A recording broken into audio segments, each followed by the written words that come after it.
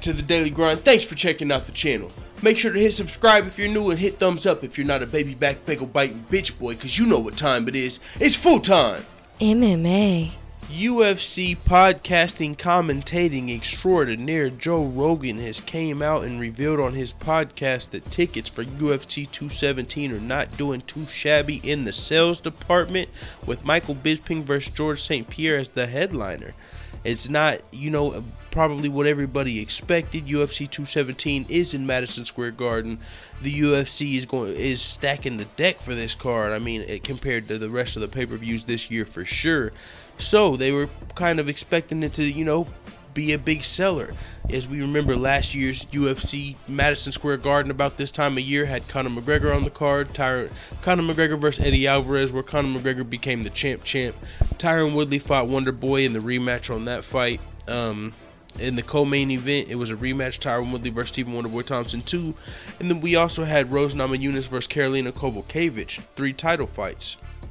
Well, there are also 3 title fights this year on Madison Square Garden, but the sales are not the same. They're not selling as well as everyone would have expected, and that could be for a few reasons. It could be because ticket prices might be higher. It could be because George St. Pierre has been retired for 4 years and now he's coming back. So the newer fans, the Ronda Rousey fans, the Conor McGregor fans, they don't really know much about George St. Pierre, so they're not hyped to see him fight. There's a lot of reasons it could be. But Ariel Helwani argued on the MMA Hour today that he could argue that this year's Madison Square Garden card is better than last year's Madison Square Garden card. And I really can, man, that's maybe to a hardcore fan, like an old hardcore fan or something. But I could completely argue against that right now. I disagree. I don't believe that this card is just the title fights. We can go just off the title fights alone, and I'm just going to argue a couple points real fast, because I don't really think Ariel Helwani's argument to this card being better than last year's Madison Square Garden card really would stand too much, because let's look at the main events. Unless you're throwing super shade on Tyron Woodley, I don't really even see how you could argue that.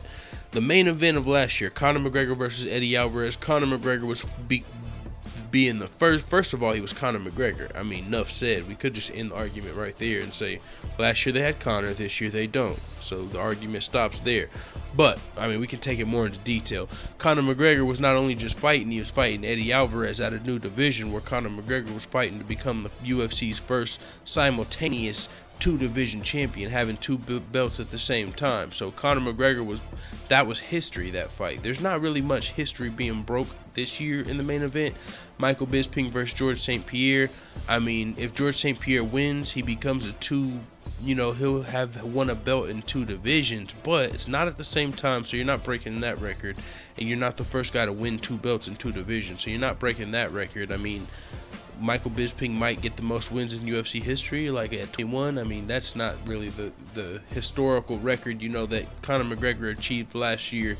Also in the main event, Conor McGregor and Eddie Alvarez had both fought that year before. They were both, neither one of those guys were coming off of a 4-year retirement, which George St. Pierre is.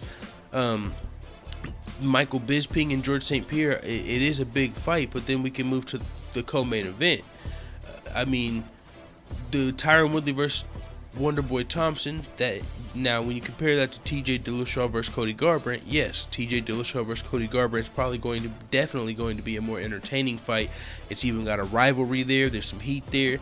On face value, that is probably a better co-main event.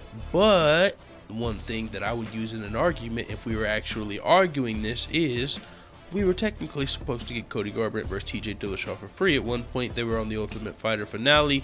They were supposed to be Ultimate Fighter finale, but Cody Garbrandt got injured. So you can, there's a little asterisk there. Even though it's a better fight, I don't know if people are taking into consideration that, I know I kind of thought about it like, man, I wanted to see that. That would have been on the same card as Michael Johnson, Justin Gaethje. That would have been an insane night of free fights. But it's worth the money, I'm just saying.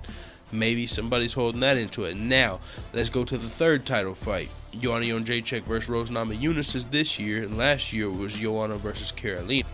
Joanna versus Carolina compared to Joanna versus Rose, to me, I think Carolina's the bigger fight. I mean, for one, it's the Battle of Poland. They were both from Poland. And Carolina, man, whenever I watched that fight, I had Carolina doing a lot better than a lot of people, man.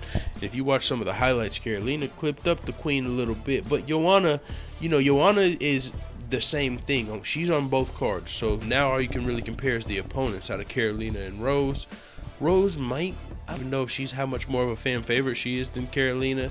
I mean, I know a lot of people like Rose and stuff, and she had an interview with Ariel Helwani today too, which was pretty cool. I like Rose, but is she that much bigger of a star than Carolina? I'm not sure. So, I mean, to me, last year's was clearly a bigger card than this year, unless you're just like a diehard GSP fan. So, and if that's the case, then you probably ain't been too happy these last 4 years. But you get my argument. So I do think last year's Madison Square Garden card was bigger than this card. So I don't think it should have been expected to sell as much. But it sounded like it's not doing, you know, near as well as it was supposed to. But I don't know if, you know, there's 2 weeks until the card. Maybe that'll change. I mean, that was the same thing they said about Conor McGregor and Floyd Mayweather as well. So I don't know. Maybe people are, you know, Ariel Helwani talks about the point that, are there too many fights? Is the market getting oversaturated? We've got, what, like 18 events coming up between now and the end of the year between Bellator and UFC.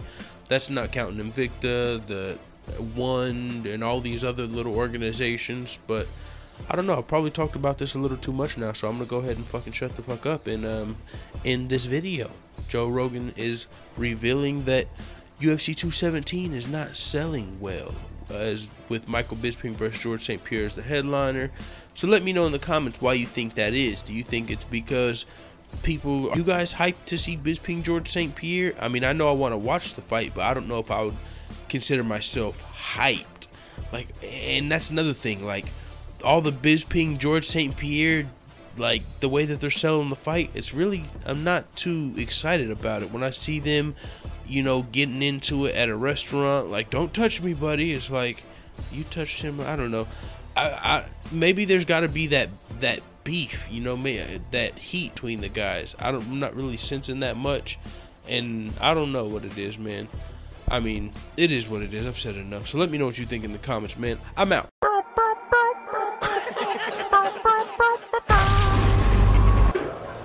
Bye, Felicia.